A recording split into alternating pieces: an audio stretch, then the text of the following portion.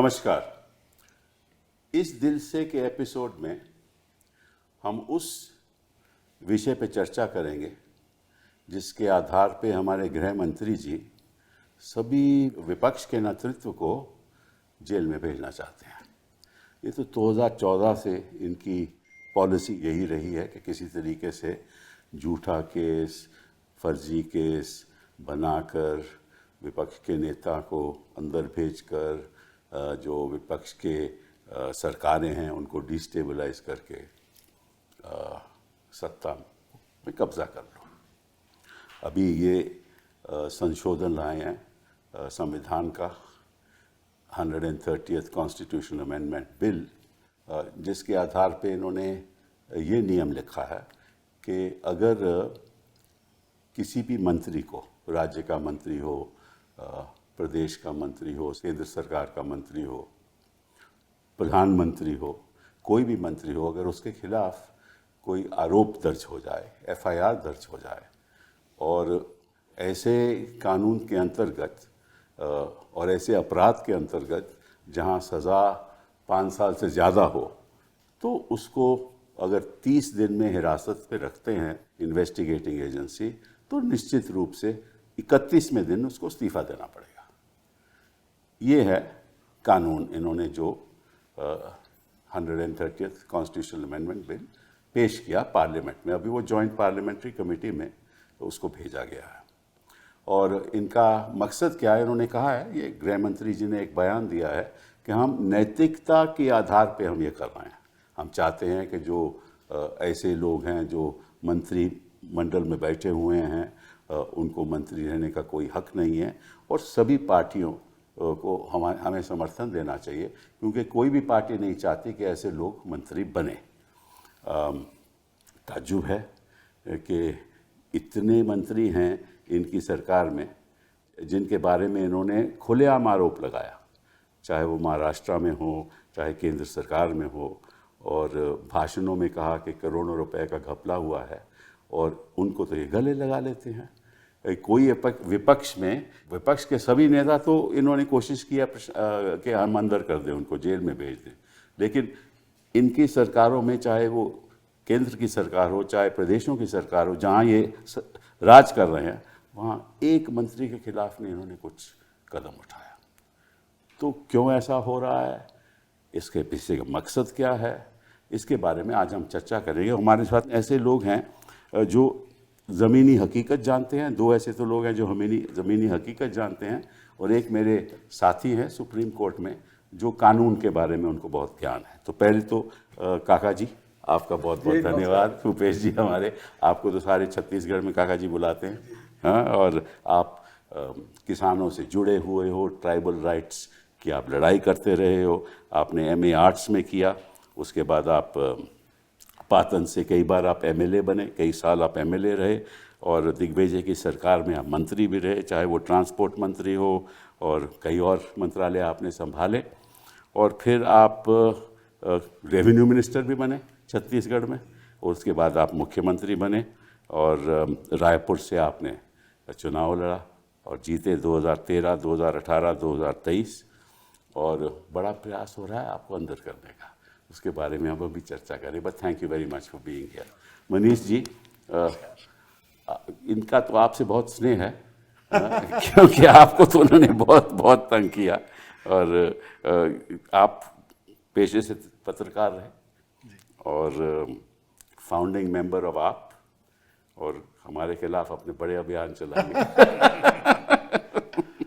2015 से लेकर 2023 तक आप डिप्टी चीफ मिनिस्टर दिल्ली में रहे। जी न्यूज़ में एक टाइम पे आप एंकर भी रहे, पढ़ते भी थे, और राइट टू इन्फॉर्मेशन एक्ट में आपने बड़ा योगदान रहा, उसकी ड्राफ्टिंग में, और फिर आपने एजुकेशन संभाला और टूरिज़्म संभाला और पीडब्ल्यूडी विजिलेंस, और विश्व में वैसे चर्चा है आपकी एजुकेशन की जो नीति रही है। बहुत बहुत धन्यवाद आपका आने का।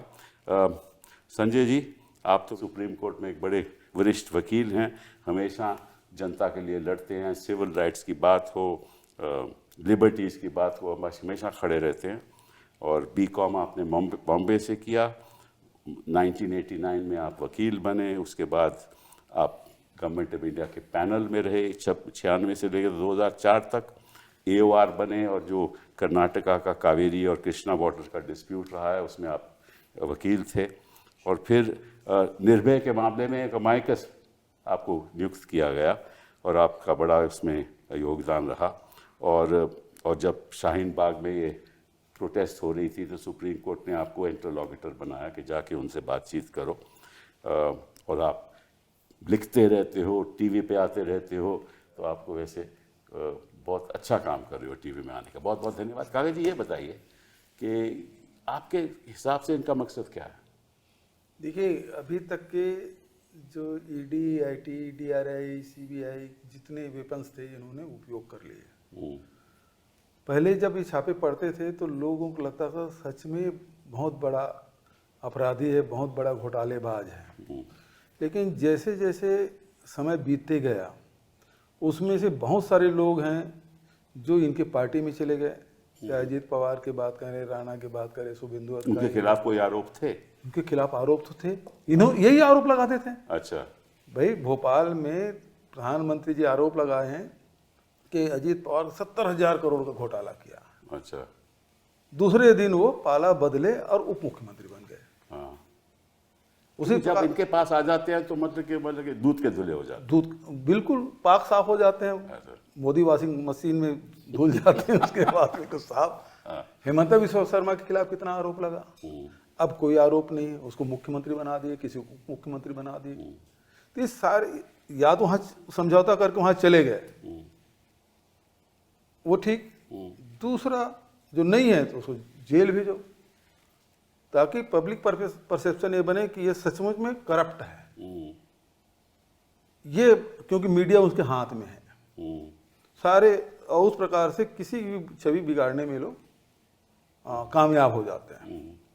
लेकिन धीरे जैसे जैसे समय बीतते गया ये अब लोग समझ गए कि ये केवल हथियार के रूप में उपयोग कर रहे हैं पार्टी को तोड़ने के लिए, प्रजातंत्र को कमजोर करने के लिए, नेताओं को बदनाम और नेताओं को तोड़ने के लिए और पार्टी को बदनाम करने के लिए इसका उपयोग कर रहे हैं। अब जिस प्रकार से सुप्रीम कोर्ट का जिस प्रकार से नज़रिया, पहले जो सुप्रीम कोर्ट का नज़रिया था और अब जितने केसेस हो रहे हैं उसमें जो नज़रिया है, जो टिप्पणी जो आ रही है, वो तो बेहद, मतलब एक बार CBI को कहा गया कि पिंजड़े का तोता है, और अभी जो सुप्रीम कोर्ट ने उस टिप्पणी की है वो तो उससे तोता से भी बहुत खराब टिप्पणी की, ठग की तरह। गिरफ्तार तो करते जा रहे हैं, फिर भी कर रहे हैं, लेकिन कहीं तो है लोगों के बीच में, पार्टी के अंदर में भी, और दूसरी बात ये कि न्यायालय की नज़र में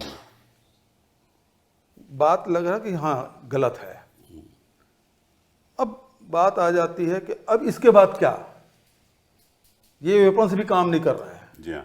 तो एक नया हथियार जब ला रहे हैं कि भाई जब आपने BNS बनाया तब उसमें 60 दिन के आप चालान प्रस्तुत करेंगे, 60 दिन में ED CBI करना है, BNS में 90 दिन का है, 30 दिन का कर रहे हैं, तो आप अपने ही बनाए कानून का विरोधाभास एक नया कानून ला रहे हैं। मैं भी उस पर आऊँगा। मैं आपसे ये पूछना चाहता हूँ कि आपके कार्यकाल में आप मुख्यमंत्री थे, ये तो अधिकारियों को भी ऐसे निशाने पे रखे हुए? सबसे पहले यही करते हैं। हाँ, क्या कैसे करते हैं? ये अधिकारियों को दबा लेते हैं, डराते हैं, ताकि जो सत्ता पक्ष के कोई बात ना माने, कोई काम ना करे। तो सबसे पहले अधिकारी वैसी डरपोक कौम है, बहुत जल्दी डरते हैं। उनको भी इन्होंने गिरफ्तार किया, गिरफ्तार भी किया, जेल में भेजे, और उनसे फिर स्टेटमेंट ले लेते हैं। अब हाँ, उनके पास जो स्टेटमेंट ना दे हाँ, तो उसको जेल भेज दो, जो स्टेटमेंट दे दे उसको खुला छोड़ दो। तो वही स्टेटमेंट फिर मंत्रियों के खिलाफ उसको उपयोग करो। फिर मतलब इसमें यह है कि एक को पकड़ लिए, उससे बयान लिए, चार लोगों के खिलाफ, फिर उसको पकड़ लिए, फिर चार लोग, मतलब 16 लोगों को फिर पकड़ो। फिर इस प्रकार से काम चलता रहता है। हम अंग्रेजी में कहते हैं एवरग्रीनिंग ऑफ इन्वेस्टिगेशन, मतलब कि इन्वेस्टिगेशन आप करते रहो। मनीष जी, आपने तो ये सब भुगता है, आप जरा अपना नजरिया बताइए जनता को हमारी। देखिए, आपने जिस सवाल से बात उठाई है, मुझे लगता है सर कि लोकतंत्र में आरोप प्रत्यारोप तो चलेंगे, और इसीलिए वो लोकतंत्र है कि सबको अपनी अपनी बात कहने का हक है। मुझे कोई झूठा लग रहा है तो मैं झूठा बोलूंगा, कोई मुझको झूठा मान रहा है तो झूठा बोल दे। लेकिन किसी के कहने भर से कोई झूठा हो जाता है, ये लोकतंत्र की स्पिरिट में नहीं है। तो जब कि भाई सत्ता में बैठे हुए किसी ज्यादा पावरफुल आदमी ने किसी कम पावरफुल आदमी को झूठा कह दिया और अब वो झूठा हो गया, ये लोकतंत्र की हत्या है। फिर ऊपर वाला नीचे पे आरोप लगाए, नीचे वाला ऊपर पे आरोप लगाए, पॉलिटिक्स है, लोकतंत्र है, स्पेस देता है। तो ये तो बेसिक प्रिंसिपल की बात मैं कहूंगा। अब बात आई इस कानून की जो ये संशोधन ला रहे हैं सामने। पहले ये बताइए कि आपके साथ ये जो आपके मंत्रियों में देखो, अरविंद केजरीवाल को इन्होंने अंदर किया, आपको किया, तो जैन साहब को किया, इनका पर्पस क्या है? हाँ। इनका पर्पस यही है कि भाई आपको जनता ने चुना है, हमको रिजेक्ट किया है, तो अब क्योंकि जनता ने आपको चुन लिया है तो हम आपको इस लायक ही नहीं छोड़ेंगे कि जनता फिर से आपको चुन सके। अब कैसे नहीं छोड़ेंगे? अब इत्तेफाक से इनके सामने हम लोग खड़े थे तो काम कर रहे थे। आपने अभी एजुकेशन का जिक्र किया, हेल्थ सिस्टम का, और बहुत सारी चीजें हैं। जनता को काम पसंद आ गए, जनता ने दोबारा चुन लिया, जनता ने तीसरी बार चुन लिया। इनको लगाया जनता तो चुनती चली जा रही है, चुनती चली जा रही है। तो अब क्या तरीका है इनको रोकने का? तो एक ही तरीका है कि झूठे सच्चे आरोप लगाओ, उठा के जेल में डाल दो। अब बाहर आए, चुनाव लड़ा। आप देखिए 5 साल इन्होंने आम आदमी पार्टी के किसी सीनियर लीडर को नहीं छोड़ा जिसको जेल में ना डाला हो, या जिसको तोड़ने की धमकी ना दी हो, या जेल में डालने की धमकी ना दी हो। और हमको तो सबको जेल में डाल ही दिया था 1.5, 2, 2.5 साल के लिए। लेकिन उसके बावजूद जब चुनाव होता है तो केवल वोट चोरी से जीतते हैं। अच्छा, अब ये दूसरा मतलब इन्होंने षड्यंत्र। हाँ, तो आप देखिए ना कि 43%, 44%, 1% का अंतर रह गया। भाई अगर जनता हमको करप्ट मान रही होती, जनता ही मान रही होती बहुत घटिया लोग हैं, गलती से चुन लिए गए थे 3 बार चुना, जी हाँ, जी हाँ। तो जनता कहती है जी 2%, 3% में निबट जाओ, 10% ले जाओ वोट। लेकिन इनका 1%, इनकी पुलिस इन्होंने यूज की, वोटें कटवाई, वोटें इन्होंने नई बनवाई फर्जी। उसके बाद पुलिस से वोट नहीं डालने दिया गया बहुत लोगों को। उसके बावजूद 1% का इन्होंने मैथमेटिक्स चुनाव जीत लिया। मैं इसलिए कह रहा हूं, अब इनको लगा यार ये तो चलो दिल्ली में इस तरह का मैथमेटिक्स चल गया, अब चलेगा नहीं है ज्यादा। इधर वोट चोरी का हुआ, चल रहा है ना, चारा उड़ गया। फिर उनको लगा साम दाम दंड भेद से चुनाव नहीं जीत पा रहे, जेल में डाल के चुनाव नहीं जीत पा रहे, अब कैसे खत्म करें विपक्षी पार्टियों को? तब उनको लगा कि अब एक ही तरीका है कि ऐसा कानून ले आओ कि जिसको मोदी जी कह दें कि जेल, उसका पॉलिटिकल कैरियर खत्म। मैं इसीलिए आपके कानून, जिस कानून की हम बात कर रहे हैं, मैं कह रहा था बहुत अच्छी बात है, हिम्मत करिए, चलिए करिए कि जिस आदमी को 30 दिन के लिए कोई एजेंसी जेल में डालेगी उसको मुख्यमंत्री पद छोड़ना पड़ेगा। मान लेते हैं जनता ने चुना है और जनता जनार्दन होती है, लेकिन फिर भी चलिए आप एजेंसी को इतना पावरफुल बना देते हैं, आपकी सरकारों को इतना पावरफुल बना देते हैं कि जनता के चुने हुए मुख्यमंत्री को, जनता के चुने हुए मंत्री को आप जेल में डालिए और 30 दिन में उसका पद छीन लीजिए। बहुत अच्छी बात है। लेकिन अगर वो बरी हो जाए तो उसके बाद उस ऑफिसर को, उसके डायरेक्टर को और उसके मिनिस्टर या उसके प्रधानमंत्री को जेल में उतने ही साल के लिए डाल दीजिए जितने साल के आरोप आपने उस आदमी पर लगाया था जो बरी हो गया। अगर हिम्मत है तो ये दोनों कानून ले आइए ना। अगर आप झूठे आरोप लगा के लोगों को नहीं फंसा रहे हैं, आप वास्तव में सच्चे आरोप लगा रहे हैं, आपकी ईडी, आपकी सीबीआई सच में, तो आप डरते क्यों हैं? तो मैं सिर्फ ये कह रहा हूं कि आप हिम्मत करिए। 30 दिन में अगर देश में बड़े रिफॉर्म लाना चाहते हैं, 30 दिन अगर कोई मिनिस्टर जेल में रह जाता है उसको पद से हटाने का कानून ले आइए। लेकिन अगर किसी ऑफिसर ने पकड़ के किसी मिनिस्टर को 30 दिन के लिए जेल में डाल दिया तो उस आईओ को, उसके डायरेक्टर को और उस प्राइम मिनिस्टर या चीफ मिनिस्टर को जेल में डाल दीजिए उतने ही साल के लिए। हिम्मत है तो कहिए कि हाँ, अगर हम जनता के चुने हुए मंत्री पर या मुख्यमंत्री पर झूठे आरोप लगाएंगे तो हम जेल जाने को तैयार हैं। प्लीज, ये एक बहुत खतरनाक बात आपने कही है। इसीलिए कह रहा हूं कि हिम्मत है दोनों करिए। नहीं, मैं एक और इसलिए खतरनाक है कि जो हमारे देश में जो ट्रायल होते हैं उसको तो 15-20 साल लग जाते हैं। तब तक ना कोई रहेगा जेल जाने के कोई लिए। बात नहीं, बुढ़ापे में तो जेल कटेगी। बुढ़ापे तो ये बात चलेगी नहीं। जो प्रधानमंत्री, जो गृह मंत्री मुझको आज जेल भिजवा रहे हैं, उनको ये पता होना चाहिए कि 5 साल में, 10 साल में ट्रायल खत्म होगा तो 10 साल बाद 7 साल की जेल भिजवानी ट्रायल पड़ेगी। खत्म ही नहीं होंगे। ये पूरी प्रयास करेंगे ट्रायल ही नहीं कभी खत्म हो और आपकी करियर खत्म। मैं तो कह रहा हूँ हिम्मत तो करें, इतना कहने की हिम्मत तो करें कि हमारे आरोप सच हैं। नहीं, उसमें वो भी अमेंडमेंट हो गए, वो 3 महीने फैसला हो जाए। हाँ, जल्दी फैसला होना चाहिए। 3 महीने में फैसला, जैसे 1 महीने जेल में घुसी गई तो 3 महीने में इसका रिजल्ट 1-2 साल में फैसला होना चाहिए। एक दो साल में फैसला हो, 2-4 साल में फैसला हो, और जिसने ये साजिशें रची, भाई अगर कोर्ट से आदमी बरी होता है तो साजिश के तहत किसी मुख्यमंत्री की कुर्सी छीनी ना आपने, जनता ने मुख्यमंत्री चुना, आपने कुर्सी छीनी। तो जिसने ये पॉलिटिकल साजिशें रची, उस पॉलिटिकल कॉन्स्पिरेटर को फिर पॉलिटिकल कॉन्स्पिरेसी के आरोप में उतने ही साल की जेल भेजो जितने साल के जेल भेजने का आरोप उसके ऊपर लगाए गए थे। नहीं, वो तो कहेंगे वो तो आपको प्रूव करना पड़ेगा। खैर वो अलग बात है। संजय जी, आप इसमें जो कानून की जो बारीकियां हैं वो जरा समझाइए। कानून में बारीकियां तो ज्यादा नहीं है। उनका तो यही कहना है कि अगर आप अंदर गए और 30 दिन के अंदर बाहर नहीं आए, आप पद से भी बाहर हो जाएंगे, उतना ही है। और 31वें दिन आपको कोई इस्तीफा देने की कोई जरूरत नहीं है, आप मुख्यमंत्री नहीं रहेंगे या प्रधानमंत्री नहीं रहेंगे। आपको आप 31वें दिन जेल में आप जब प्रधानमंत्री तो रहेंगे, लेकिन किसी ऐसे प्रदेश में जहां विपक्ष राज कर रहा है वहां के मुख्यमंत्री नहीं आप रहेंगे, क्यों? प्रधानमंत्री प्रैक्टिकल देखिए वो प्रैक्टिकलिटी की बात है, पर जो भी कानून बनता है आगे के लिए बनता है। इस देश में 400 सीट के साथ राजीव गांधी की सरकार जैल सिंह साहब डिसमिस करने वाले थे, ऐसा भी हुआ है। और हम बॉर्डर के उस पार देखिएगा, जब प्रेसिडेंट और जुडिशरी साथ हो जाते हैं तो वहां प्राइम मिनिस्टर बदल जाता है, चाहे नवाज शरीफ हो चाहे इमरान खान हो। ये बिल्कुल हमारे जो डेमोक्रेसी के लिए एक बहुत बड़ा खतरा है, क्योंकि आप पावर दे रहे हो पुलिस वाले के हाथ, जो आपको हिरासत में ले सकता है। आप पावर दे रहे हो उन जजों के हाथों में जो कह सकते हैं नहीं आज हम सुनवाई नहीं करेंगे, कल करेंगे, परसों करेंगे। और वो जो 30 दिन का जो बैरियर है उसके पीछे हम जो अंदर है वो और उसके वकील भागते रहेंगे। 31वें दिन वो तो वहां डिस्क्वालीफाई हो जाएंगे। और इस 30 दिन में आपके पीछे आपके जो सब साथी है वो सब निकल जाएंगे। अब महाराष्ट्र देखिए, सरकार कैसी बदली? सरकार तब बदली जब उन्होंने पहले वहां के स्पीकर के खिलाफ एक फैक्स से एक डिस्क्वालिफिकेशन भेज दिया था। तो स्पीकर अभी कोई और डिस्क्वालिफिकेशन तय नहीं कर सकता है, वो नो कॉन्फिडेंस भेज दिया था, कोई कुछ तय नहीं कर सकता है।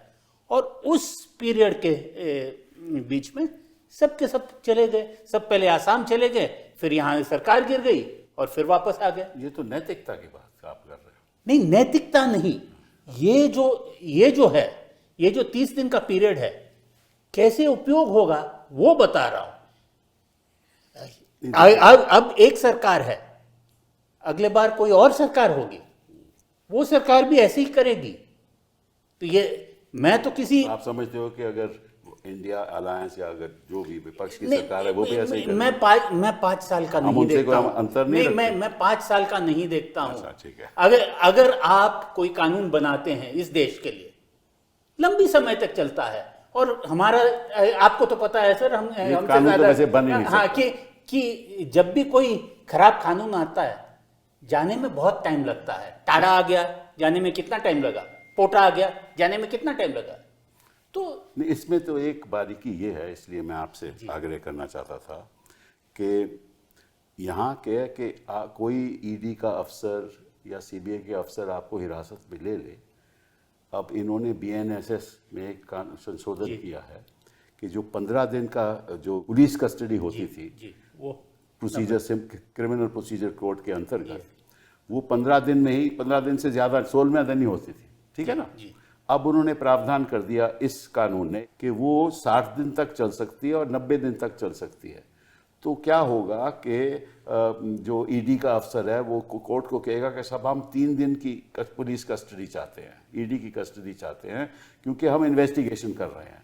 और फिर 4 हफ्ते बाद कहेगा कि हमें 4 दिन की और चाहिए, क्योंकि 15 दिन वो 60 दिन तक ले जा सकता है या 90 दिन तक ले जा सकता है, ठीक है ना?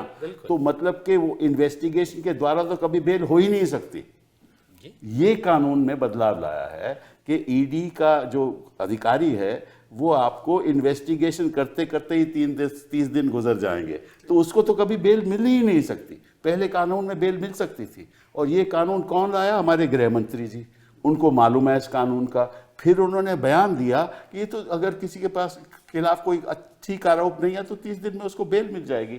तो ये बताइए, आप बता दीजिए कि बेल किसी को मिलती नहीं, बेल मिल जाएगी साहब, अच्छा, बस दल बदल करना पड़ेगा, जी सरकार गिरानी पड़ेगी, अच्छा, उस शर्त में हो जाएगा। हाँ, पर आपके कार्यकाल में तो किसी को बेल मिलती नहीं, नहीं मिलेगी आपको, केवल आपको सत्ता पक्ष के साथ आपको जाना पड़ेगा, आपको आत्मा मार के उस पार्टी में जाना पड़ेगा। ईडी के अरेस्ट होने पे किसी को नीचे से तो बहुत रेयर बेल मिलती है, हाँ, और सुप्रीम कोर्ट तक जाते जाते कितना समय लगेगा, आपको मालूम है। तो आपको सुप्रीम कोर्ट नहीं दी बेल अल्टीमेटली, और 2 बार जाने पे दी। हाँ, 2 बार जाने के तो वैसे में मतलब कुल मिला के ईडी का जो काम था कि भाई अगर ओवरऑल देखें तो भाई देश में करप्शन कैसे रुके, लेकिन अब ईडी का पूरा काम हो गया है कि भारतीय जनता पार्टी कैसे बची रहे। तो ये सारे कानून जो आप अभी कानूनों की बात कर रहे थे दोनों लोग, कि कानून बनाए तो इसलिए जाते हैं कि देश कैसे बचा रहे, स्पिरिट तो यही थी, लेकिन अब कानून इसलिए बनाए जा रहे हैं कि भारतीय जनता पार्टी कैसे बची रहे। तो सीधे तो वो सत्ता में है, वो तो उनका हक है ना भाई, उनको सत्ता रहने का हक है, सत्ता में रहने का हक है। काम तो करके कानून जनता के लिए काम करके देश का विश्वास जीत के लिए करिए ना। कानून बना बना के, ऐसे कानून बना बना के, देखिए इस समय देश में 2 ही चिंता चल रही है, देश कैसे बचे या भारतीय जनता पार्टी कैसे बचे। 2 ही चिंताओं में देश मग्न है। कुछ लोग हैं जो संजय जी जैसे, आप जैसे लोग हैं, कुछ लोग हैं जो इस तरफ काम कर रहे हैं कि भाई देश कैसे बचा रहे। कुछ लोग हैं जिसमें लॉ मेकर्स बैठे हुए हैं अभी, उनकी एक ही चिंता है कि देश बचे ना बचे, समाज बचे ना बचे, लोगों का भविष्य, इकोनॉमी बचे ना बचे, बस भारतीय जनता पार्टी बची रहनी चाहिए। जी हाँ, ये सारे कानून तो इसलिए बनाए जा रहे हैं ना। लेकिन और मैं आपके बात मैंने जो थोड़ा हम सा रोकूंगा मैं आपको, यहाँ भारतीय जनता पार्टी बचे ना बचे उसकी भी चिंता नहीं है, केवल 2 लोग बचे रहे उसकी चिंता है। वो और आपने प्रिसाइज कर दिया, वो आपने और प्रिसाइज कर दिया। नहीं बस कुछ हद तक सही क्या? हाँ, उनकी बात, जैसे भूपेश जी कह रहे थे हाँ, कि अगर आप जाके बीजेपी में से हाथ मिला ले जी हाँ, तो आपको 29वें दिन भी सडनली मेडिकल बेल मिल जा सकता है और फिर डिस्क्वालिफिकेशन बच मुझे जाएगा। इन्होंने 18 महीने जेल में रखा, मुझे पता है। हाँ, और 18 महीने में कम से कम नहीं तो 70-75 बार मुझे और मेरी फैमिली को कांटेक्ट किया, समझा दो इसको, अच्छा, पागल हुआ पड़ा है, ओ ऐसी, ये जानते नहीं हो इन दोनों को, सड़ा सड़ा के मारेंगे। ओहो, तो मैंने कहा जी हम तो जंतर मंतर पे पैदा हुए थे राजनीति में, आपने जिसका जिक्र जी किया, हाँ, जी हाँ, जी हाँ। अखबार बिछा के सोते थे, यहाँ कम से कम जेल में छत पे पंखा भी चलता है, नीचे दरी बिछी हुई है। तो क्या बात है, क्या तो मैंने कहा इससे नहीं डरने वाला, ऐसे लोग चाहिए हमें। इससे नहीं डरेंगे, लेकिन इस चीज से नहीं झुकेंगे। गलत क्या होता तो झुक जाते हैं, पर कितनी बार तोड़ने की कोशिश की, कितनी बार कहने की कोशिश की, आप बस बता दो, विधायक तो हमने तैयार कर रखे हैं, आप बस बोलो, लीड करने को तैयार हो आप। नहीं, सुना है कि पहले भी वो कोशिश कर रहे थे आपके विधायकों को कांटेक्ट करने के लिए। मेरे घर सीबीआई की रेड हुई, हम्म, और सीबीआई की रेड होने के अगले दिन मेरे पास एक आदमी आया। ऑफ कोर्स इस तरह के जो लोग हैं वो ऐसे लोग होते हैं जो आपके भी कॉन्फिडेंस के लोग हैं और उधर के भी कॉन्फिडेंस एंजॉय कर रहे होते हैं कि यार तुम देख लो, अभी मैं कहो तो बात करूं। मैंने कहा बात करो, क्या चाहते हैं, क्यों चाहते हैं। बोले वो अभी ईडी का केस बना रहे हैं तुम्हारे खिलाफ, अच्छा, और पूरी तैयारी है, पहले सीबीआई अरेस्ट करेगी फिर ईडी अरेस्ट करेगी आपको, तो देख लो फिर। मैंने कहा क्या चाहते हैं वो? बोले देख लो कितने एमएलए तैयार हो जाएंगे। अच्छा, तो मैंने कहा ये पार्टी मैंने बनाई है, मैं ही तैयार नहीं होऊंगा। तो खुलेआम, ऐसी, और जेल में रहते हुए जो मैंने कहा कि कम से कम 70-75 मरतबा मुझे और मेरी फैमिली को सीधे आके कहा गया, किस चक्कर में पड़े हुए हो, अपना पॉलिटिकल कैरियर देखो, अपना फ्यूचर देखो, अपने फैमिली का फ्यूचर देखो, पॉलिटिक्स में सब मतलब आके फिर। अब इनकी प्रॉब्लम क्या है कि भूपेश जी जैसे लोग, हम जैसे लोग और बहुत सारे ऐसे लोग हैं जो इनसे डर नहीं रहे, जो इनके सामने घबरा नहीं रहे। तब इनको लग रहा है कि अच्छा घबराओगे नहीं, चलो एक और कानून का माँ बाप कानून ले आते हैं। जी हाँ, ये कानून इसलिए है। भूपेश जी, आपके साथ भी ऐसा कोई हुआ experience? बिल्कुल यही हुआ। मैं तो 2000 देखिए झारखंड की जिम्मेदारी मुझे दी गई जी थी हाँ, जी हाँ। और अमित अभी शाह तो पंजाब की जिम्मेदारी आप अभी पंजाब की है। अब हम दोनों आमने सामने हम दोनों ये अच्छा है। हैं। तो हम दोनों 2020 पंजाब की प्रभारी में बैठे हुए हैं। अमित शाह उधर कमान संभाले थे, इधर तो मैं कमान संभाला हुआ जी था। हाँ। हालांकि वहाँ बड़ी पार्टी तो झारखंड मुक्ति मोर्चा, लेकिन कांग्रेस भी अलायंस पार्टी सरकार बन गई और 8वें दिन हमारे यहाँ आईटी की छापा पड़ा 2020 से। फिर ईडी का आगमन तो 2022 में हुआ। इस बीच में अनेक प्रकार की खबरें आई। अच्छा, माँ बोले ये सब चीज़ नहीं होगा। 1-2 बार मीटिंग 1 से भी 2 से भी हुई। अच्छा। हाँ, लाइक सीधा नहीं बोलते थे, लेकिन ये है कि मिल के जाता था, उसका 8वें दिन फिर छापा पड़ता था। अच्छा, मतलब मैं समझता हूँ किसी स्टेट में जो सबसे ज़्यादा छापा पड़ा है वो छत्तीसगढ़ है, कम से कम 700 होंगे। और बहुत छोटे छोटे लोगों के, छोटे कार्यकर्ता हैं, कर्मचारी, छोटे कर्मचारी, ड्राइवर है, 3rd और 4th कैटेगरी के जो कर्मचारी हैं, उनको घरों में भी छापा पड़े हैं। तो उस स्तर पे भी जाके वो लोग कार्रवाई किए हैं। और संदेशा वही, आ जाओ, आदमी बढ़िया है, पार्टी गलत है। इस प्रकार से सब बातें हुई। तो हमें समझ नहीं आता था क्यों बुलाया है भाई, लेकिन बाद में समझ आता था कि मैं उधर कुछ कमिटमेंट किया नहीं, इधर रेड पड़ना शुरू हो जाता था। जी हाँ। तो ये तो उनका काम करने की मतलब शैली- कानून एक हथियार सा बन गया है जिसके द्वारा वो मतलब डिस्टेबलाइज करना चाहते हैं प्रदेश की सरकारों, विपक्ष की, अपने विरोधियों को भी, विरोधियों को भी, हाँ, अपने विरोधियों को भी। अपने विरोधी, मतलब वो तो पार्टी के अंदर भी है, वो बोल नहीं पाते। हम लोग, मनीष और हम लोग तो बोल पा रहे हैं। तो कम से कम हमको इतना संतोष है कि हमारे ऊपर कार्रवाई भी हो रही है तो हम बोल पा रहे हैं। भारतीय जनता पार्टी के अंदर में जो लोग हैं वो तो बोल भी नहीं पा रहे बेचारे, उनकी स्थिति तो और बहुत बेहद खराब है। पहली बात तो कोई पार्टी स्टेबल बचे ना, उसको तोड़ लीजिए, उसके लीडर्स को तोड़ लीजिए, और तोड़ा ही है। पर फिर भी इनकी किस्मत से कहिए या देश की किस्मत से या लोगों की अपनी किस्मत से कि बहुत सारे लोग अपने दम पे खड़े हुए हैं। अब उनको कैसे तोड़ा जाए? तो उनको जेल में डाल दीजिए जो डरे नहीं। अब जो जेल में जाने पे भी नहीं टूट रहे हैं तो उनको कैसे खत्म करोगे? अब ये सारी लड़ाई इनकी वहां आ गई है कि उनको खत्म करने का एकमात्र तरीका है कि कानून ऐसा बना दो कि वो पदों पे बैठ, जनता चुन भी ले तो पदों पे ना रह पाए। जनता दूसरा चुन भी खतरा ले तो तो ये जिस भी विपक्ष के है नेता पे ये। उंगली रख दें वो जेल में रहे। मतलब कोई सिरफिरा थानेदार या कांस्टेबल FIR कर दे, एक बार FIR हो गया तो फिर तो उसको कार्रवाई करनी पड़ेगी। जी हाँ, कोई आदमी कोर्ट में खड़ा हो गया, भाई FIR है लेकिन ये आदमी बाहर घूम रहा है, जी हाँ। तो उस मंत्री को तो जेल जाना पड़ेगा। कोई सिरफिरा, कोई प्रधानमंत्री के खिलाफ, कोई कांस्टेबल प्रधानमंत्री के खिलाफ FIR करके बैठ जाए चुपचाप, जी हाँ। तो फिर क्या होगा? इसीलिए जरूरी है ना कि आप कानून को पावर दे रहे हैं, कानून के तहत किसी इंस्पेक्टर को या किसी रिजीम को पावर दे रहे हैं, तो उसकी अकाउंटेबिलिटी भी तो उतनी ही टाइट करिए ना। वो और तो बा- for in the courts of his official duties उसके खिलाफ कुछ नहीं, नहीं हो और बात सकता। लीडर्स की नहीं है। चलिए हम दो लीडर्स बैठे Immunity हैं, होती है उसको। दो कानून के यहाँ विशेषज्ञ बैठे हैं जिन्होंने कानून को जिया है, बनाया है। लेकिन आम आदमी, हम लीडर्स का छोड़िए, मैं तो कह रहा हूँ कि, और मैं तो जेल में 18 महीने रह के आया हूँ इसलिए बहुत अथॉरिटी के साथ जानता हूँ। आप सरकार में रहे हैं, आप लोग ऐसे लोगों के मुकदमे लड़ते रहे हैं पूरे जीवन, जो लोग जेलों में पड़े हुए हैं जिनका कोई कसूर नहीं है। मुझे हेमंत लगता सोरेन है, को देखो, उन्होंने कई महीने जेल मुझे लगता है कि अब वक्त आ गया है कि ये बात उठाई जाए कि कानून में पावर किसी आदमी को दी जाएगी तो उतनी अकाउंटेबिलिटी भी उसकी फिक्स की जाएगी। आपको अगर मैंने ये पावर दी है कि आप किसी व्यापारी को उठा सकते हैं, तो आपके ऊपर ये अकाउंटेबिलिटी भी होनी चाहिए कि अगर आपने गलत तरीके से किसी व्यापारी को उठा लिया या किसी रिक्शा चालक को उठा लिया और आपने गलत तरीके से उसको प्रताड़ित किया किसी भी कानून का दुरुपयोग करके, तो उतनी ही प्रताड़ना फिर आपको भी मिलेगी। ये वक्त आ गया है। जी, सही बात है आपकी। मैं आपसे एक सवाल करना चाहता हूँ और कुछ उदाहरण दूंगा। मैं कुछ देख रहा था कि पिछले कई वर्षों में 2014 के बाद कितने कितने लोगों को अंदर किया गया, जेल में डाला गया, और वो सभी विपक्ष के ही नेता हैं। तोमर साहब आपकी पार्टी में, ठीक है, 30 दिन से वहीं ज़्यादा से शुरू अंदर रहे, किया। ठीक है ना। मदन मित्रा TMC के कई महीने अंदर रहे, नवाब मलिक NCP के कई महीने अंदर रहे, सत्येंद्र जैन, अब तो उनके खिलाफ कहते हैं कि क्लोजर रिपोर्ट भी फाइल हो गई, वो भी कई साल अंदर रहे, 2 साल। पार्था चैटर्जी TMC कई साल अंदर रहे। मनीष, आपकी तो बात हो गई। देन अपना सेंथिल बालाजी और ज्योति प्रिय मलिक और हेमंत सोरेन और अरविंद केजरीवाल जी, आलमगीर आलम, हाँ, संजय सिंह, अनिल देशमुख, मतलब कैसे कई लोग हैं। और मुझे ये बताइए किस कोर्ट ने 30 दिन में कभी जेल बेल दी है?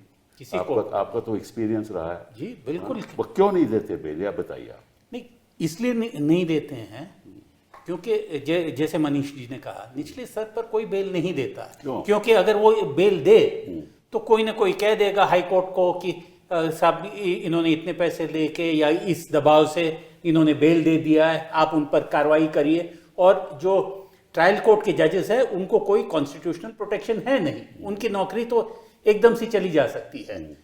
हाई कोर्ट पे जब आ जाए, हाई कोर्ट पे भी सीनियर जज उसके सामने आ जाता है, और बहुत सारे सीनियर जज ऐसे भी होते हैं जो सोचते हैं कि अगर हम यहाँ दे तो शायद हमारे करियर पे कुछ असर हो, तो बेहतर है कि सुप्रीम कोर्ट भेज दो। और सुप्रीम कोर्ट में अमूमन ऐसा हो जाता है कि ये पूरी प्रक्रिया चलते चलते 6 महीने, 1 साल, 2 साल तो गुजर गया, तब जज पूछते हैं अरे यार 2 साल से अंदर है, अब क्या चाहते हो? बट काजू साहब हमेशा कहते थे बच्चे की जान लोगे क्या? तो वो प्रिंसिपल पे कहे सुप्रीम कोर्ट पे बहुत सारे बेल निकलते हैं। आपने नवाब मलिक का जिक्र किया था, मेरा एक क्लाइंट था जिसका भी सरनेम मलिक था, उसलिए ईडी ने सोचा कि ये दोनों की कोई रिश्तेदारी है, तो उसको भी अंदर कर दिया। तो ये चलता रहता है। तो आज ये हम तो ये जो सब अब्यूज देखते हैं वो तो नेताओं के देखते हैं, पर इनके चलते चलते कितने हजार कितने लाख लोग अंदर जाते हैं, वो बहुत बड़ी बात है। ये देश डंडे से नहीं चलता है, मिलजुल के समझौता से चलता है। और अगर आप किसी को भी ऐसी पावर दे कि किसी को खत्म कर सकते हैं, तो वो पावर आजमाएगा ही। नरिमन साहब एक कहते थे कि power is delightful, absolute power is absolutely delightful. सही बात है। तो इस्तेमाल हो जाता है। ये और तभी नंबर 1 नंबर 2 का भी सवाल नहीं आता है। कोई डायरेक्टर, कोई उससे के नीचे वाला जो भी पंगा लेना चाहता है वो ले लेगा। देखो, अगर उपराष्ट्रपति के साथ ये कर सकते हैं और वो आज के दिन भी लापता है, तो मतलब फिर तो किसी के साथ कुछ भी हो सकता है। देश पूछ भी नहीं पा रहा है ना, पता ही नहीं कुछ कि कहाँ है। उसके परिवार के लोग भी कुछ नहीं बोल रहे हैं। है ना, कोई नहीं। हम पहले दिन हमने फ़ोन किया तो उन्होंने कहा कि वो आराम कर रहे हैं, अभी थोड़ी देर में बात करेंगे। उसके बाद सब बंद। हम फ़ोन करें तो कोई उठाता ही नहीं है। तो ये अगर उपराष्ट्रपति के साथ कर देते हैं और फिर गृह मंत्री जी आकर बयान देते हैं कि उन्होंने स्वास्थ्य की वजह से उन्होंने इस्तीफा दिया, और वो तो मतलब कि कमाल है। और पता ही नहीं कि किस अस्पताल में है, कौन उनको देखने जा रहा है। ये तो बड़े कमाल की बात हो गई ना। लेकिन आपसे एक और सवाल पूछना चाहता हूँ। ये तो खैर बात हो गई कि बेल नहीं मिलती, लेकिन ऐसे ऐसे कानून बनाए गए, ऐसे ऐसे कानून बनाए जो मतलब पर से असंवैधानिक हैं, उसकी सुनवाई नहीं होती। तो उस पर ज़रा आप कुछ टिप्पणी कीजिए, क्यों नहीं होती, कैसे नहीं होती? क्योंकि हर ऐसे कानून का जो पिटिशन आता है सुप्रीम कोर्ट में ही आता है, और सुप्रीम कोर्ट में परमानेंट तो हम वकील ही होते हैं। जज हमेशा 6 महीने 1 साल में वो तो निकलने वाले होते हैं। वो 6 महीने तो नहीं, मिनिमम 3 साल। नहीं, 3 से 5 साल तो तक तो सुप्रीम कोर्ट पे होते हैं। हाँ। पर 2 साल वो तो बिल्कुल नई दुल्हन की तरह चुपचाप बैठते हैं सीनियर जज के साथ। और जो सीनियर जज होते हैं उनका तो ऑलमोस्ट 1-2 साल रह जाता है, जो प्रिसाइडिंग जजेस होते हैं। और जो चीफ जस्टिस होता है उसको अगर कोई बड़ा बेंच कॉन्स्टिट्यूट करना है, ये करना है, तो टाइम लगेगा, एडमिनिस्ट्रेशन सब उल्टा सीधा चलेगा। उसीलिए चलिए ये मामला बाद में देखते हैं, वैसा होता है। और उस बीच में जो सब बदलाव आता है जमीनी स्तर पर, उसे वापस नहीं ला सकते। नहीं, पर उसके बाद ऐसी जजमेंट्स भी आ जाती हैं सुप्रीम कोर्ट की, जहाँ मतलब कि बेल मिलने का कोई मतलब ही नहीं है। वो देखो, कुछ बच्चे JNU के आज के दिन 5-5 साल बैठे हुए हैं जी, उम्र देख लो, 5-5 साल कोई उनकी सुनवाई। कई जज हाईकोर्ट के उनकी सुनवाई करके जजमेंट रिजर्व करके फिर रिलीज कर देते थे मामले को, मैटर को रिलीज कर देते किसी और जज के पास। 3 बार मैं खुद सुप्रीम कोर्ट में आया और मैंने गया और मुझे ऐसा लगा कि यहाँ तो बेल मिलने नहीं वाली, क्योंकि हमें भी पता है कि कहाँ बेल मिलेगी कहाँ बेल नहीं जी। मिलेगी। उस जज के बारे में हम नहीं कुछ कहेंगे, लेकिन हमने विड्रॉ किया कि हमें मालूम है कि यहाँ तो ऐसी जजमेंट आएगी सारी उम्र उस बेचारे को बेल नहीं मिलेगी। नहीं, पर उससे पहले जो जज साहब थे कहीं ना वो कहीं बेल देने वाले थे। कहीं ना कहीं न्यायाधीशों की भी जिम्मेदारी है कहीं ना कहीं कि ऐसे कानून, देखिए नवाब मलिक की बात करते हैं, कुछ और लोगों की बात करते हैं, यहाँ एक पीएमएलए में कानून में, वो कानून तो लागू हुआ 2005 में, और अगर आपके पास कोई संपत्ति है, आपने कोई मकान खरीदा हो 1980 में, ठीक है, और वो किसी कानून के खिलाफ खरीद 80 में किसी कानून के खिलाफ खरीदा हो, तो उसमें भी 2005 का कानून लागू रहेगा। आपको मालूम है ये बात? ये मेरे ऊपर, मैं तो भुगत रहा हूँ। तो जरा बताइए ना। 2003 में, जैसा आपने अभी जिक्र किया, मैं जी न्यूज़ में एक छोटी सी नौकरी करता जी था, हाँ। और उस दौरान आपको ध्यान होगा आईसीआईसीआई इन सब बैंक के लोन्स 8% 7% पे होम लोन मिलते थे। या तो गाजियाबाद में एक पत्रकारों की सोसाइटी बनी, आप भी उस समय मीडिया उस समय ही थे, पत्रकारों की सोसाइटी बनी, तो वहाँ मैंने भी एक छोटा सा 50 गज का प्लॉट खरीद लिया जी हाँ। 5 लाख रुपए में। अच्छा। और वो मतलब वैसी तनख्वाहें होती थी। हाँ। 5 लाख रुपए का लोन चुकाया मैंने अगले 10 साल, जी हाँ। उसको लेके मैंने प्लॉट लिया, वो जी हाँ। फ्लैट लिया, अच्छा। वो ईडी ने सीज कर रखा है। अच्छा। मतलब 2003 में मेरा खरीदा गया घर, जब कानून भी नहीं लागू था। हाँ, उस वक्त का खरीदा गया घर ईडी ने उसको proceeds of crime. Proceeds of crime में ले रखा है। नहीं नहीं, आपने खरीदा, हमारे छत्तीसगढ़ में पैतृक संपत्ति तक सीज करके मेरी रखा हुआ है। वाइफ के नाम अच्छा। 2017 पैतृक संपत्ति जो मदर फादर से आया है, हाँ, वो संपत्ति भी जब्त है। जब हम राजनीति में नहीं थे, जब इन सिविल सोसाइटी आंदोलनों में नहीं थे, 2008 में फिर वही सेविंग वेविंग और उन सब से निकाल के एक फ्लैट और लिया, एक कच्ची कॉलोनी में दिल्ली में, उसको बेच के एक और ले लिया आगे चल के, जी जब हाँ, जी हाँ। उसको भी सीज कर लिया। मेरी वाइफ के नाम एक है जो जिसका प्रोसीड पूरा पीछे तक है कि वो 2008 में खरीदा गया था, एक 2003 में खरीदा गया था, सारे पेपर मैंने दिखा दिए, बोले नहीं नहीं अब सीज है तो है। तो इसे ये बिजनेसेस को भी ऐसे ही खत्म कर देते हैं। बिल्कुल बिल्कुल। मतलब कि ना यहाँ व्यापार चलेगा, ना कोई बिजनेस चलेगी, ना कोई विपक्ष का नेता ना कोई आवाज उठेगी, ना कोई आवाज उठेगी, और यही मतलब ये लोग बस सत्ता में बैठे रहेंगे। इसमें तो एक चीज और सिद्धू साहब, मान हम तो राजनीति में, जो लोग व्यापार में हैं उसके यहाँ छापा पड़ता है, तो उसके साथ कोई व्यापार नहीं करता। जी हाँ, बिल्कुल सही। उसके रिश्तेदारों के साथ कोई व्यापार नहीं करता। मतलब जो हमारे देश में समाज में जो अछूतों की जो स्थिति वो उनके साथ पहले था, वो स्थिति जिसके यहाँ ईडी और सीबीआई का रेड पड़ जाए तो व्यापार में उसकी स्थिति वो स्थिति बन जाती है, कुछ नहीं कर पाता। क्योंकि जहाँ अरे फोन का एक आदमी, मैं मेरे साथ फोटो खिंचवा लिया, अपने प्रोफाइल में डाल दिया, पेडी ट्रांसप्लांटर लिया, अभी मैंने लिया, अच्छा। लड़के की गिरफ्तारी पहले ही उन्होंने अपने प्रोफाइल में डाल दिया। मैं भी फोटो की नया पेडी ट्रांसप्लांटर लिया तो उसको फोटो हमने भी डाल दी। अच्छा। उस आदमी के घर में पहुंच गया तीसरे दिन सीबीआई केवल फोटो डालने से। My God. ये स्थिति है। तो आप देखिए ना, जेलों में कितने नेता तो चलो पॉलिटिक्स का शिकार हो रहे हैं, पर व्यापारी, इस देश के व्यापारियों में डर है। बिल्कुल सही है कि भाई या तो पॉलिटिकल चंदा दे दो, अभी तो वो भला हो ऑनरेबल सुप्रीम कोर्ट का अगेंस्ट की पॉलिटिकल फंडिंग वाला सारा एक्सपोज कर दिया, नहीं, बट ऑफकोर्स आधा किया ना, आधा किया, बट फिर भी जनता में आ गई चीजें कि किस दिन किसके यहाँ ईडी की रेड पड़ी और उसने किस दिन चंदा दिया, और उसके बाद में ईडी की रेड के बाद ईसीआई सारे तथ्य कोर्ट के सामने फैसले हैं। बहुत मतलब ब्लैक बढ़िया एंड है। व्हाइट में लिंक बन गया। 2-3 फैसले बहुत बढ़िया है, जिसमें जो चंदा आया उसको बोले कि निर्वाचन आयोग को बोले कि आप अपने वेबसाइट में डालिए। जी हाँ। जैसे चंडीगढ़ के जो चुनाव अधिकारी है वो फैसला आया।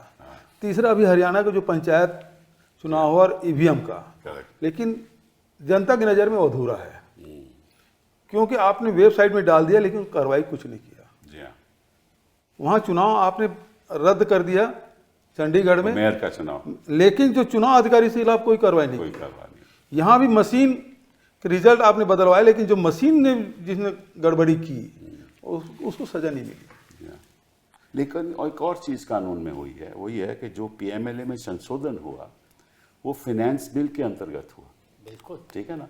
और आपको मालूम है कि फाइनेंस बिल में कोई ऐसा बिल जिसका कोई मनी से मतलब कि मनी बिल के कोई रिश्ता ना हो, हाँ, उसको भी पारित कर दिया इन्होंने जी। और वो मामला 9 जजेस के रिफर्ड है, हाँ, उसको कई साल हो गए, उसकी सुनवाई नहीं होती। तो कहीं ना कहीं हमें ये भी कहना पड़ेगा कि जो हमारे सुप्रीम कोर्ट है, ऐसे मुद्दों पे जिनकी वजह से लोग गिरफ्तार हो रहे हैं, जिनकी वजह से लोगों को के खिलाफ अत्याचार हो रहा है, उनकी सुनवाई क्यों नहीं करते, ये आप बताइए मुझे।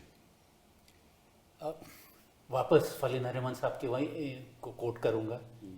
वो कहते थे कि मेजॉरिटी गवर्नमेंट से एक कन्फॉर्मिस्ट कोर्ट आ जाता है, जो कोर्ट जूझना नहीं चाहता है। और नहीं, कोर्ट को क्या डर है भैया, ये बताइए मुझे। कोर्ट हमेशा एक कंजर्वेटिव इंस्टीट्यूशन है ही, और उनको डर किस बात का है या उनको क्या अपेक्षा है, वो भी एक सवाल आ जाता है। क्योंकि कोई आदमी जो 65 के उम्र पे रिटायर होने वाला है, मेरे रिटायरमेंट के बाद क्या होगा, मुझे कौन सुनेगा, मेरा क्या काम होगा, वो है वो भी एक डर है। सभी जजेस को तो ऐसी नौकरी नहीं मिलती ना जो ह्यूमन राइट्स कमीशन में चले जाए या इधर उधर चले जाए, सभी को नहीं मिलती ना। सभी को आशा तो होती है, अपेक्षा नहीं होती ना कि मुझे भी कोई ऐसा नहीं होता। सभी को कईयों को मालूम है कि हमें कुछ नहीं मिलने वाला, कईयों को मालूम है। तो फिर क्यों पर जो मास्टर ऑफ द रोस्टर है, उन पर बहुत निर्भर है कि हाँ, ये मामले हम सुनेंगे, मेरे दौरान ये मामले की सुनवाई होगी। ये भी एक और बात, सॉरी टू इंटरप्ट यू, कि ये भी मुझे इस बात का फिक्र है कि ऐसे चीफ जस्टिस बनाए जाते हैं हाई कोर्ट्स में, जिनके बारे में जो वकील लोग वहाँ के हैं हाई कोर्ट के, वो कहते हैं कि साहब यहाँ तो कुछ सुनवाई होती नहीं, क्योंकि वहाँ भी कोई मास्टर ऑफ रोस्टर की बात चलती है। क्योंकि वैसे ही तो चलता है सिस्टम के, जो भी चीफ जस्टिस है वही रोस्टर बनाते हैं, वही रोस्टर बनाते हैं। तो ऐसे केस किसी एक ही केवल जज के पास जाते हैं। हाँ, वो वैसा होता है। और चीफ जस्टिस डिसाइड करता है कि कौन से केस की सुनवाई होगी और कौन सी नहीं, कौन सा मुद्दा। तो हमें कई लोग कहते हैं साहब यहाँ ये जज की नियुक्ति इस रोस्टर पे है, तो यहाँ तो कोई फायदा नहीं, यहाँ तो कुछ नहीं मिलेगा हमें, ये है ना। जी बिल्कुल। तो कहीं ना कहीं ये संदेह लोगों को है कि इस जज के यहाँ कुछ नहीं मिलने वाला, तो ये भी अपने आप में एक बहुत ही एक गलत संदेश जाता है जनता के बीच में।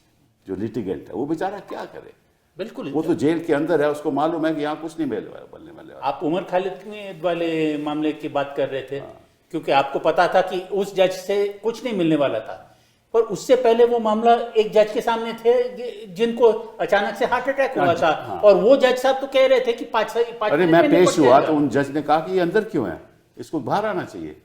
और फिर वो तुरंत उनको बेचारों को हार्ट की तकलीफ हो गई, वो दोबारा कोर्ट में नहीं आए, किसी और के साथ चले गया, तो मैंने केस विड्रॉ कर लिया। तो प्रॉब्लम जो मैं कहने वाला था, एक तो आप संविधान में संशोधन करके ऐसे कानून लाने की कोशिश करो, फिर एक नए कानून लाने की कोशिश करो, फिर इस संशोधन कानूनों में ऐसा करो कि सारा जो पावर है वो एक छोटे से अधिकारी को दे दो, आप सीबीआई अफसर को दे दो या पीएमएलए के अफसर को दे दो, वो आपके साथ कुछ भी कर सकता है। आपके घर जाता है, छापा मारता है, आपकी बीवी को बोलता है कि आप अपने 5 साल की, 10 साल की, 15 साल की रिटर्न दीजिए, बच्चों की रिटर्न दीजिए। ये होता है ना, सबके साथ होता है, उनका क्या अधिकार है। लेकिन कोई कुछ नहीं कहता, न्यायाधीश कुछ नहीं कहते।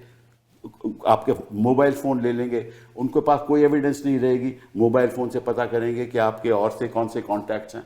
बताइए ये किस किस्म के कानून है और किस किस्म का न्याय है। अभी तो आप लोगों ने एक बिल और पास किया ना, हाँ, कि अब आईटी वाले आपके मोबाइल ले सकते हैं, आपको व्हाट्सएप चेक कर सकते हैं, आप ईमेल चेक कर सकते तो हैं। प्रिवेसी की बात कहाँ गई?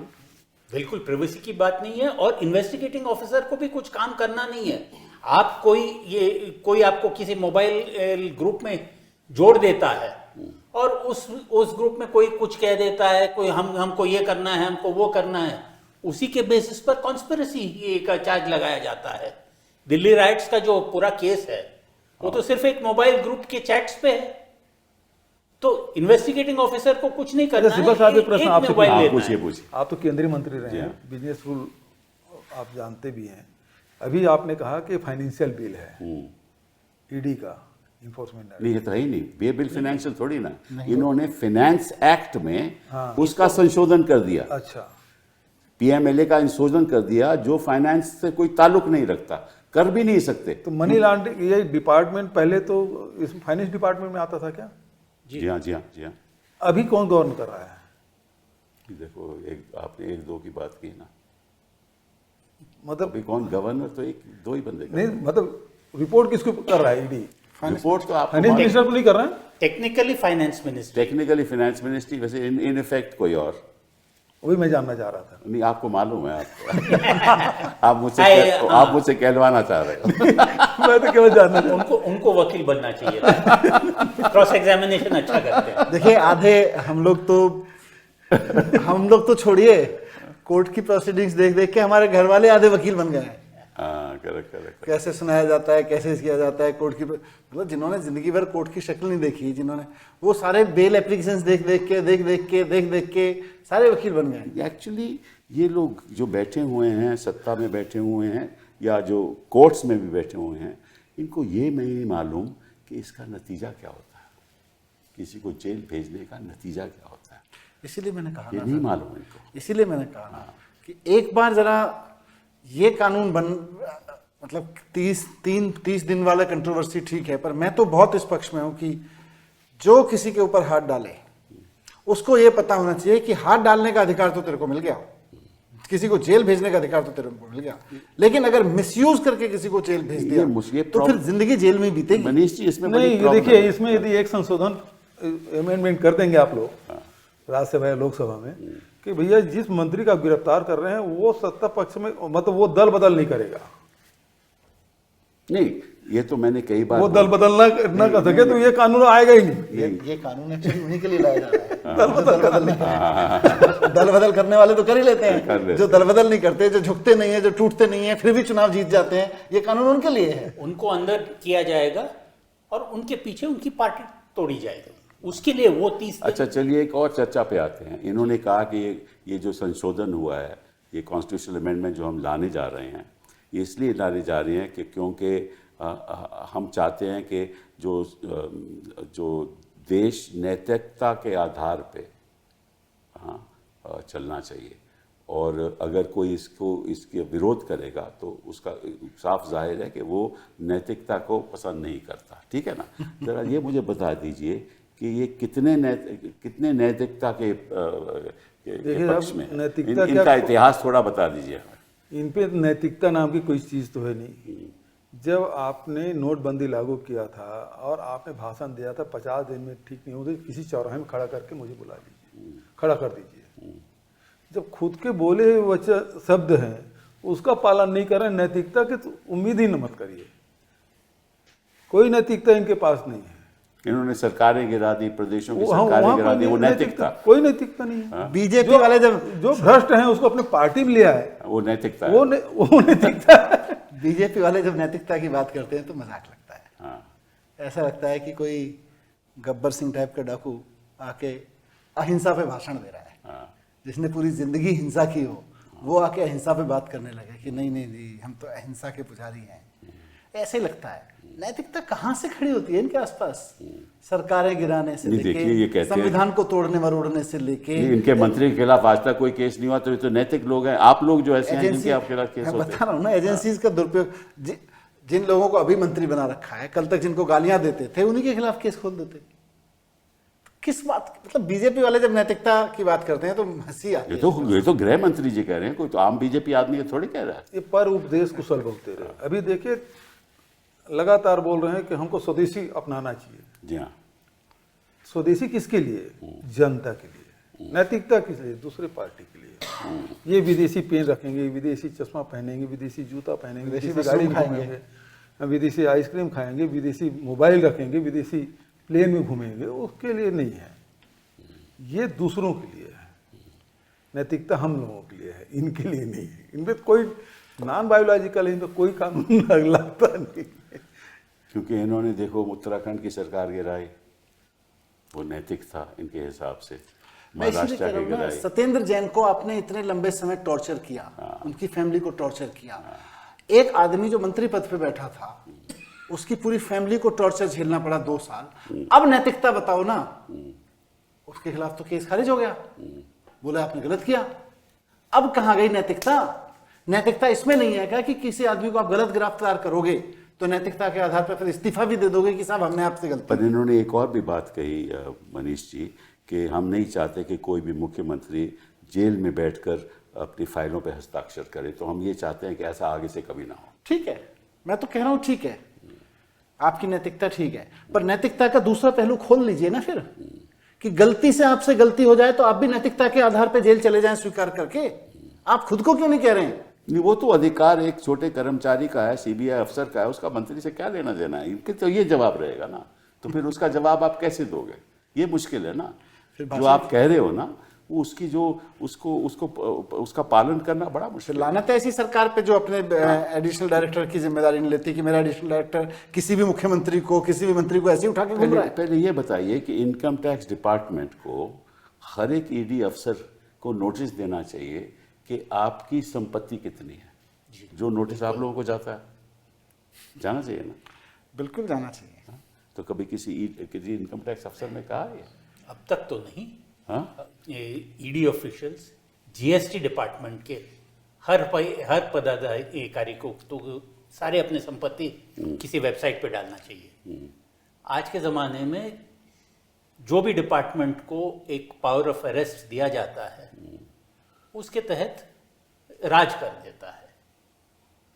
क्योंकि जो हमें जो खबरें मिल रही हैं कि जितनी मतलब कि संपत्ति कुछ लोगों ने ऐसे कानून इस्तेमाल करके बनाई है, उसकी जो वजह ही ये है कि नोटिस जाएगा तो कुछ ना कुछ मिलेगा। नहीं, हमारे छत्तीसगढ़ में जितने अधिकारी जांच में गए हैं इन 3-4 सालों में, वो बहुत मालामाल हो गए हैं। मालामाल होगा। एक व्यापारी बिठा दिए, फिर पूरे बाजार में वसूली कर लो। कमाल है। आप जितनी पावर देंगे अधिकारियों को, देंगे आप अपने राजनीतिक फायदे के लिए, लेकिन अल्टीमेटली राजनीतिक फायदा तो चलिए 20% उसके, जितना वो उसको यूज करेगा उसमें 20% राजनीतिक फायदा पहुंचा रहा होगा, 80% तो लूट ही मचा रहा होगा। जी हाँ, ये है। और ये ईडी भी करती है, जीएसटी भी करता है, जहां जहां आपने पावर दी। तभी तो ये 15 लोग हाई नेटवर्थ के हिंदुस्तान, 15 लाख लोग हाई नेटवर्थ हिंदुस्तान के बाहर चले गए, क्योंकि यहाँ को बिजनेस नहीं करना चाहता। मुझे लगता है जो आपने, जब मैं शुरू में बात कर 15 लाख का फिगर जो है, जिन्होंने अपना सिटीजनशिप सब त्याग दिया है। बहुत सारे लोग ऐसे हैं जो चुपचाप कहीं रेसिडेंसी लेके बैठे, दुबई चले गए, इधर चले गए, कहीं भी किसी और देश में परमानेंट रेसिडेंसी, या बच्चों को भेज दिया। हाँ, बच्चों को तो पहले ही भेज देते हैं। देखिए प्रॉब्लम क्या हो रही है कि दुनिया अपने बच्चों को आर्टिफिशियल इंटेलिजेंस और कोडिंग पढ़ा रही है 5वीं क्लास से, है ना। हम ऐसे युग में जी रहे हैं जहां हमारे प्रधानमंत्री जी कहते हैं कि क्लाउड में भी कुछ कोडिंग होती है क्या? उनको क्लाउड, कंप्यूटर वाला क्लाउड और बारिश वाला क्लाउड, उसका फर्क समझ में नहीं आता है। तो क्या लोग अपेक्षा? कभी कभी गलती कर सकते हैं ऐसे। आप तो प्रधानमंत्री के ऊपर बहुत ही मतलब, कभी गलती हो जाती है। प्रधानमंत्री तो आम आदमी है, उससे भी गलती हो सकती है। वैज्ञानिक हमारे प्रधानमंत्री जी जो नाली से गैस निकाल के चाय बना, नाले से गैस निकाल के चाय बनवा देते हैं वो।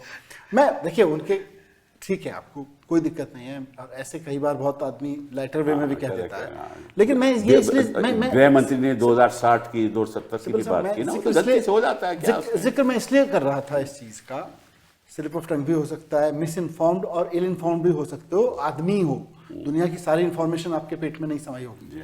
लेकिन यार थोड़े दुनिया की तरफ भी देख लो ना।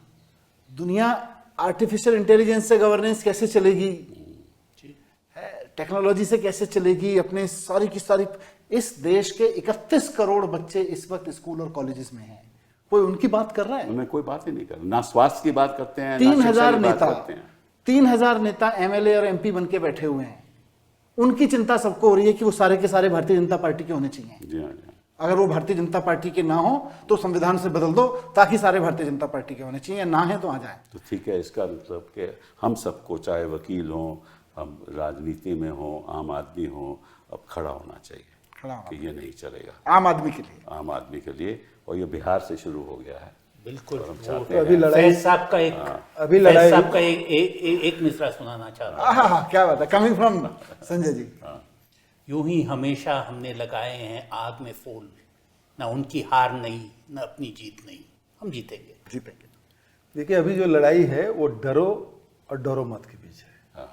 ये डरा के सत्ता हासिल करना चाहते हैं, और जो हमारे पूर्वज हैं संत महात्माओं ने कहा डरो मत, हम उस रास्ते पर चलने वाले हैं। हम सब नहीं डरेंगे, ये लड़ाई जारी रहेगी। बहुत बहुत धन्यवाद।